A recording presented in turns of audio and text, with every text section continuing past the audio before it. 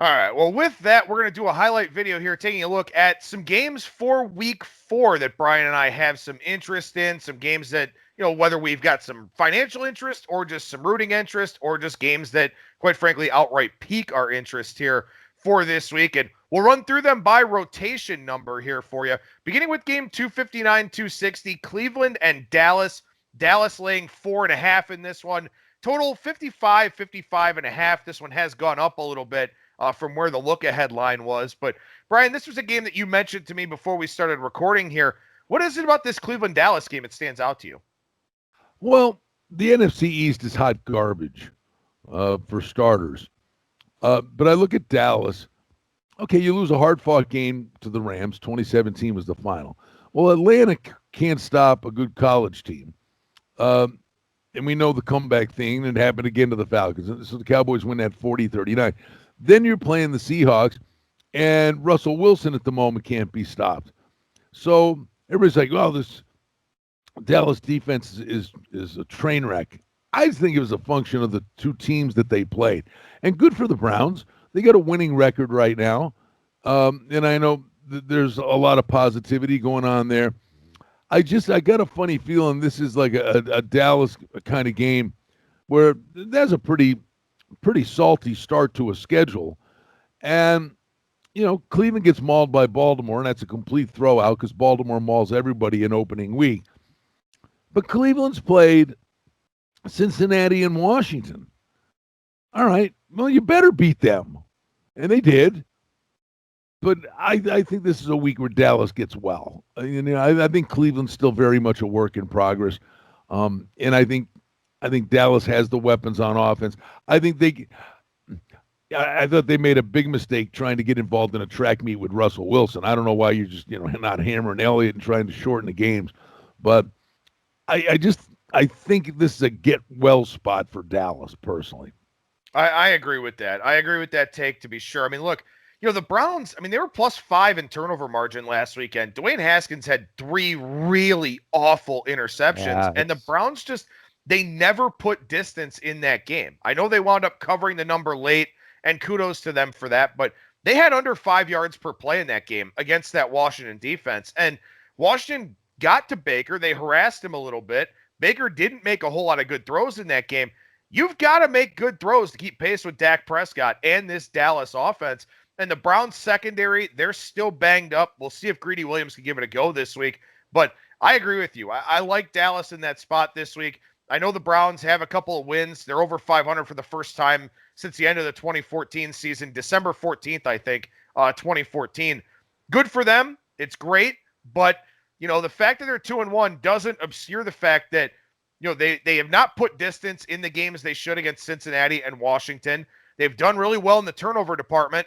But you probably don't do that against Dallas, who takes good care of the football. So I agree with you on that one. The funny thing is, Adam, and a lot of the stuff we talk about, on a week-to-week basis, things that make sense. Was right on one, wrong on the other. I really thought Houston was going to win the game outright against Pittsburgh. You play Baltimore and Kansas City, you're 0-2, and you're desperate. I think it was more a function of maybe not giving Pittsburgh enough credit, because I do think Pittsburgh, they can punch you in the mouth, and they got a good defense.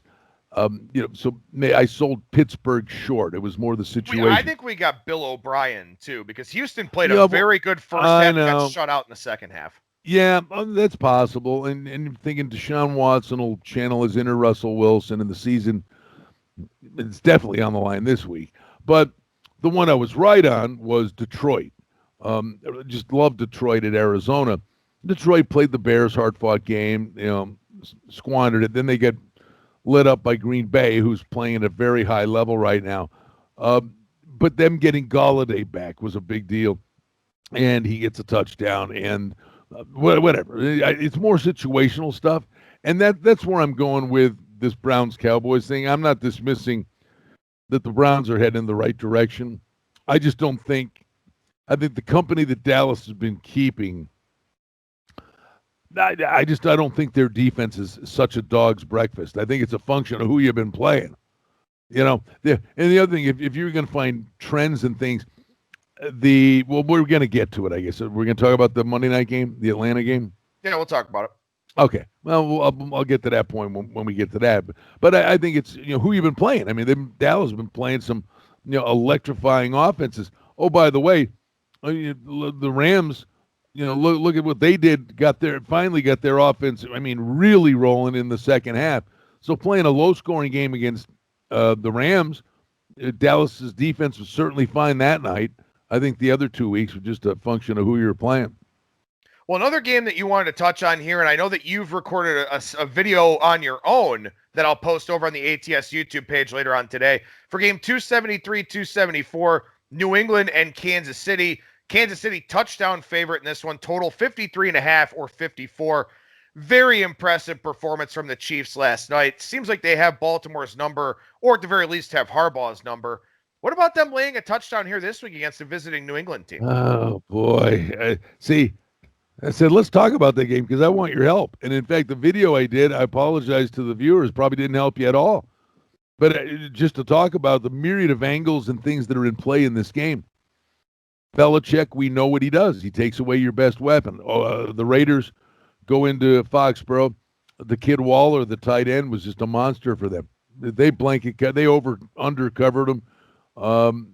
There were even times they threw Stephon Gilmore on him. And all of a sudden, the cars looking around like, where's Waller? Well, he was covered. And that's what Belichick does. But how does he do that with Kansas City? Okay, I'm going to take Kelsey away. And, all right, we'll design this. We'll take Kelsey and Hill away. Well, you still got Edwards-Helaire. You've got Watkins. You can break it down over the top. I never can remember. What's the kid's name? McCall Hardman. Thank you, the kid from Georgia, right? Yep. Yeah, I can never remember his name. It's like calling the Chargers San Diego to me. It's hard, man. I've got to get this poor Hardman kid because he's just like a rocket sled over the top. And if you're taking the other two guys away, the other guys can kill you. So Belichick's going to really have to dial something up. But the thing is, for me, rank the best running quarterbacks in the NFL. I'll throw that at you. Lamar Jackson 1. Yeah. Probably Kyler Murray 2. No. Well, I would say Kyler Murray 2, and then Cam Newton 3. Well, I would put Josh Allen 2. Okay. And then Murray and then Newton. I mean, what Allen's been doing with his feet's unbelievable. Right. Mahomes can run. He just never really has to. By the way, it took a while to get there, but I bet over 19.5 rushing yards. I'm watching this Monday night game last night. Here's the game of the year and plus 3.5 and this and the total and this and that. And my bet on the game was Mahomes over 19.5 rushing yards. It took a while to get there, but like he can get it on one run. Oh, yeah. I think he was at 15, and then he busted off about a 20-yard run. That's the beauty of all the options that are available to you with these games. The only thing, and you mentioned it, Kansas City's like, we're the Super Bowl champs, and they punched them in the mouth. Oh, yeah. And Mahomes is like, yeah, good. You're the MVP. I got the ring, right? I mean, it's a one-off. It ain't the end of the world for Baltimore, and then maybe down the road we're talking about revenge for them. But did Kansas City invest so much in that game of the year, short work week? The letdown is going to be the one thing people will talk about because this number was 6.5. It was 6.5 before the game was played because the Sharps were worried about the letdown. That was professional money, worried about the letdown. Then they win the game so impressively. The line's sitting at 7. I don't know that it ever comes off 7, but it's compelling. But to me, the way they handled Lamar Jackson, are they really losing sleep over Cam Newton? I wouldn't think so. I mean, look, Newton didn't look good last week. He looked very good the week before in the game against Seattle. Last week, he had some issues, some erratic throws, stuff like that.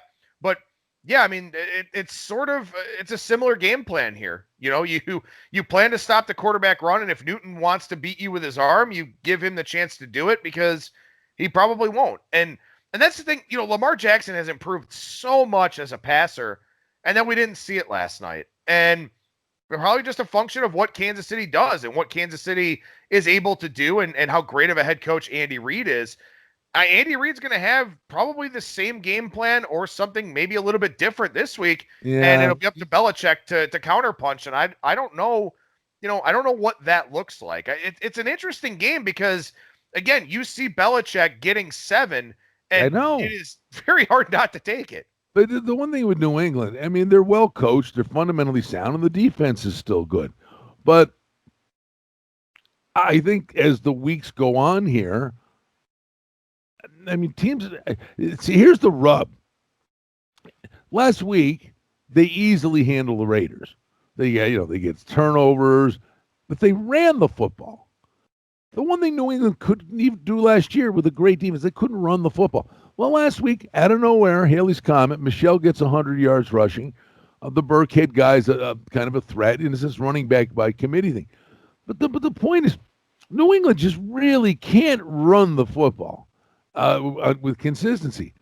But if you're going to say, we're going to put a spy on Newton and we're putting 6, 7 in the box, 8 in the box, and if you're going to make Cam Newton beat you through the air, so you're going Cam Newton versus Patrick Mahomes, who the hell are you picking? Oh, yeah. No, I totally agree with you. I completely agree. It's going to be a great X's and O's kind of game to see how those two coaches sort of play off of each other and all that. Should be a whole lot of fun in that one. What about game 275, 276 here in your backyard at the Giant Roomba Allegiant Stadium? Buffalo and Las Vegas. The Bills, 2.5 or 3, depending on where you look. A lot of the threes do have reduced juice attached to them. Total up on this game into the 52 range now, which I think is a testament to what Buffalo's doing offensively. And yes. And what they're not doing defensively. I mean, the past few years, the first year, Josh Allen had nobody. He had no weapons. I mean, no one.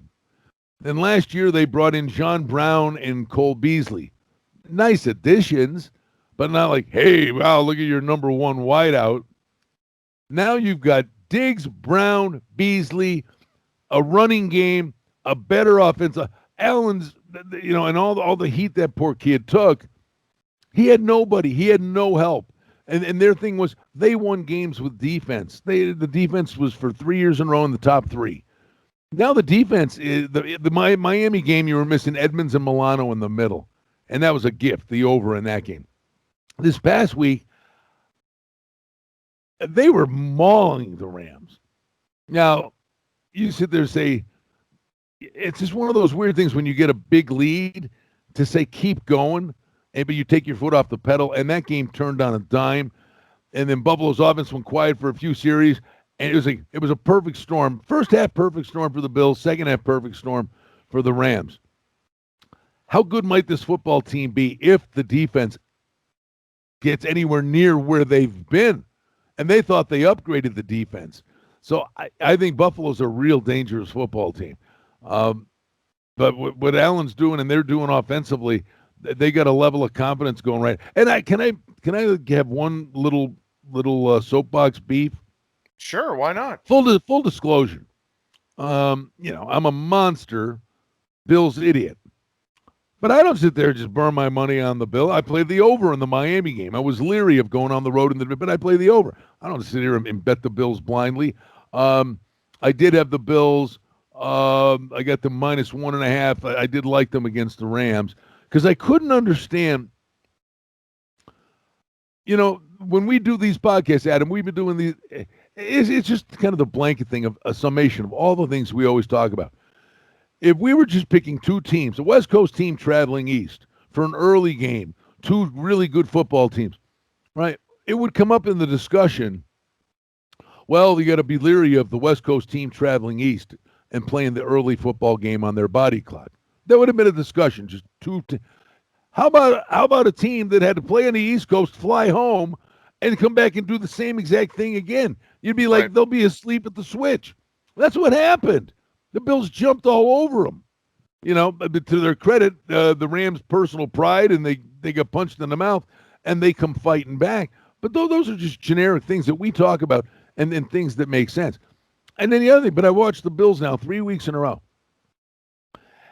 And they keep saying the same stuff about Josh Allen. When are they going to get off this kid's neck? You know, the inaccuracy and the this and the that. 2 of the last 3 weeks, they were behind in Miami, they're behind in this. And these announcers, I'm like, do you guys like even read game notes when you prepare for these games? Different crews saying the same thing.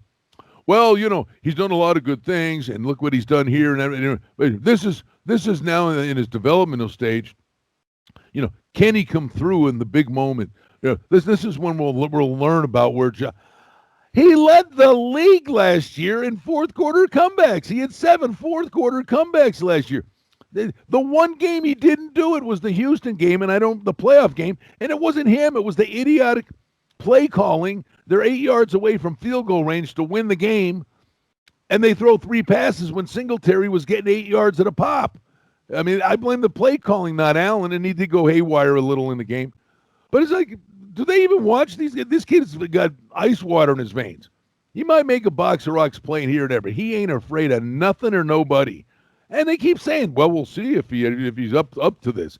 He led the league. He's got 9 game-winning drives. He led the league in fourth quarter comebacks last year, and he just did it 2 of the first 3 weeks.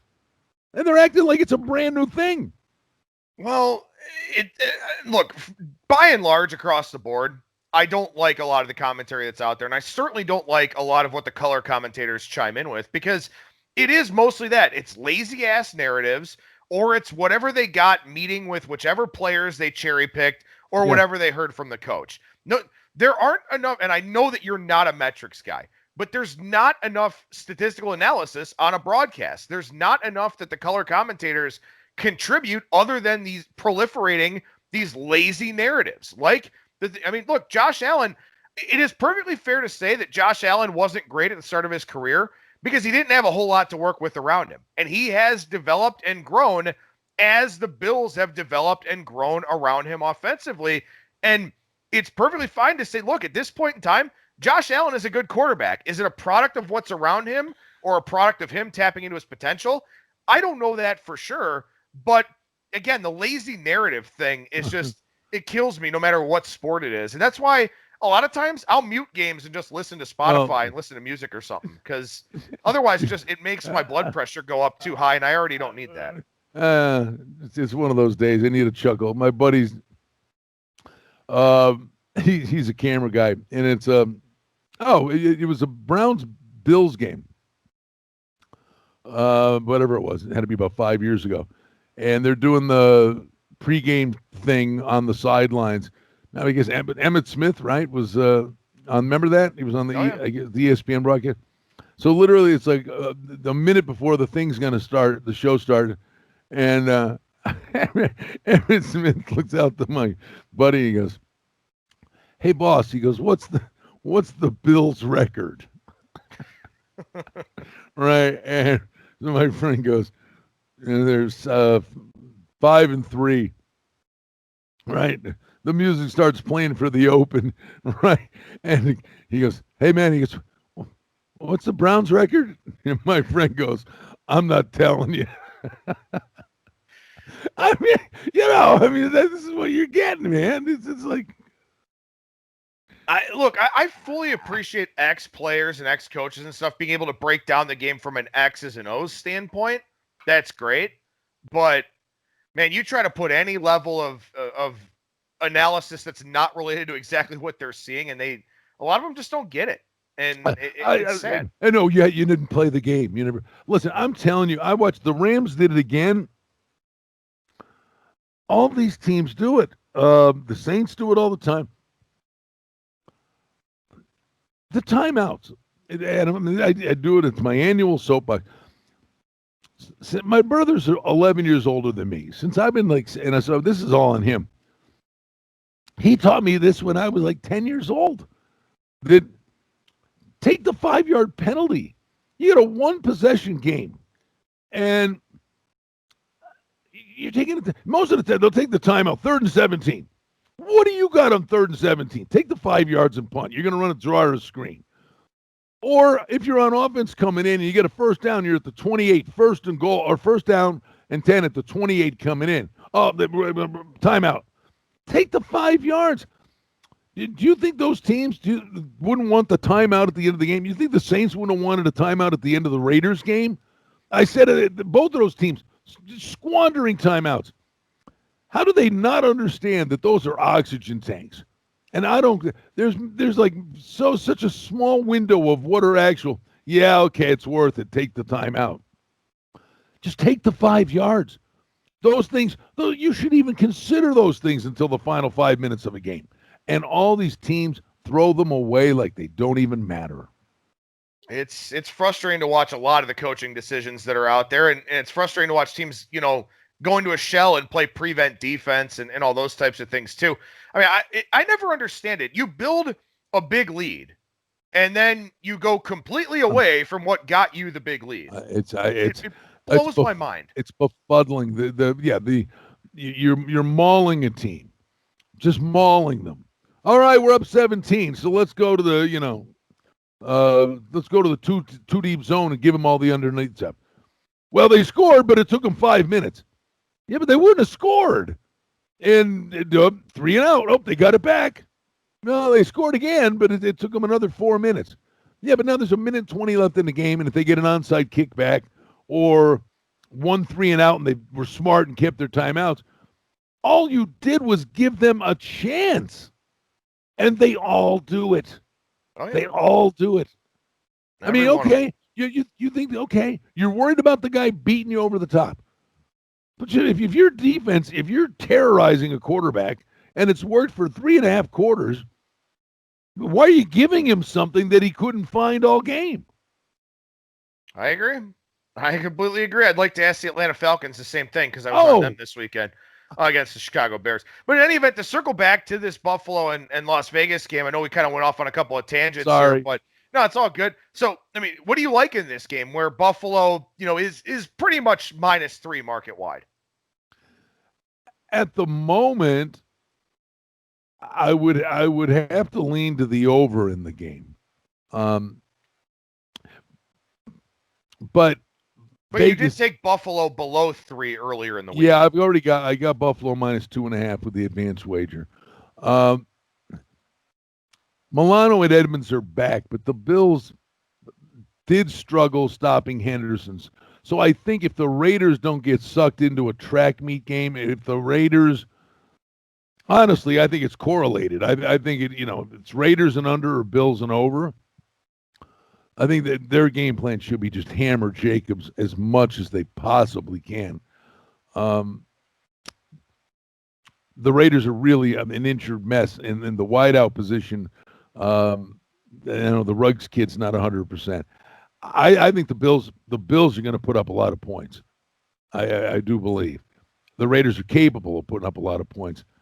I'm leaning to the over, but I'm just a little leery of.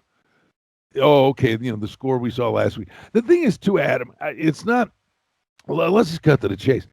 This is not normal, right? How all summer long we talked about third down conversions for visiting teams, moving the sticks, not dealing with crowd noise. I think bad teams are bad teams, but teams with, exceptional offenses going on the road's a walk in the park for these guys. And you're seeing some of these totals, and you're seeing some of the scores that are being played in these games. That Aaron Rodgers is going into New Orleans, and he's not dealing with that crowd noise.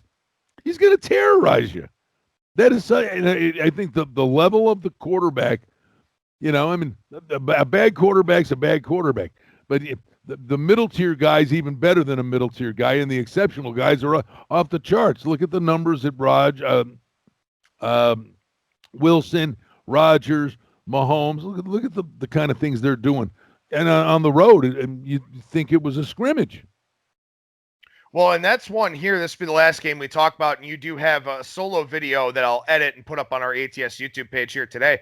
But the Monday night game between Atlanta and Green Bay, I mean, we're talking about a total of 58 here, and we're talking about an Atlanta offense that looked pretty good for 3 quarters, against the Bears. Didn't look so good after that. Looked good against the Cowboys for most of the game. That was one of those strange, fluky losses. But you got to Matt LaFleur's got Green Bay firing on all cylinders offensively right now. And Dan Quinn's a dead man walking for Atlanta. So, Total's 58 here, but is it possible to step in front of this thing and bet the under? That's a good question. No, it'd be the over, if anything, for me. Of all the things, do you remember Jameis Winston? Was it his senior year? I think it was him at Florida State, where it was an ATM machine. They couldn't get out of their own way in the first half. And then they put the rally cap on and come roaring back. I mean, it was fade him in the first half, play him in the second half. It happened like 8 out of 10 weeks. It was a license to print money. Is the best bet in this game, seriously, take Atlanta plus 4.5 in the first half? Could be. I mean, the only thing I would worry about is we talked about it earlier in the year, though. Green Bay is a great first quarter team. So that's the only worry that I would have, but it's pretty clear. And I mean, look, like we mentioned, we got Bill O'Brien last week.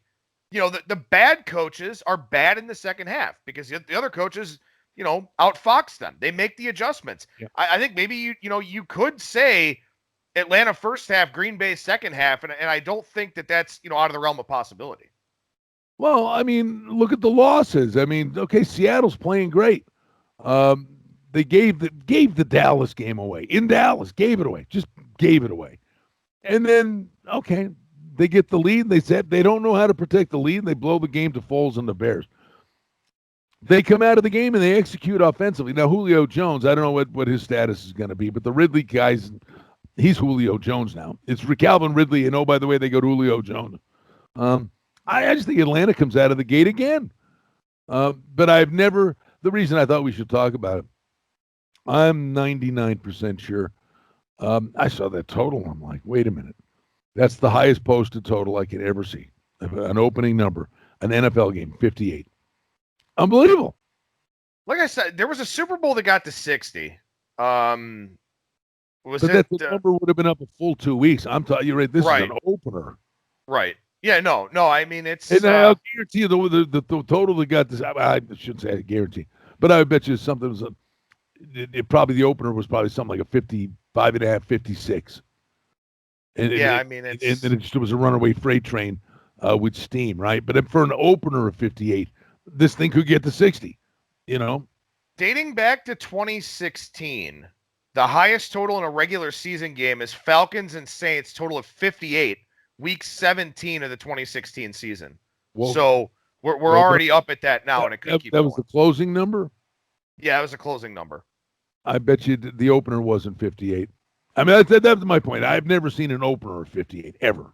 Right. No, it's high, and quite frankly, it's probably justified. I mean, Green Bay is doing whatever they want on offense, and Atlanta's defense is clearly not good. So a lot of thoughts here. And I'm not saying it's this week, but like the week will come. The total's 58, and you get a 13-10 game.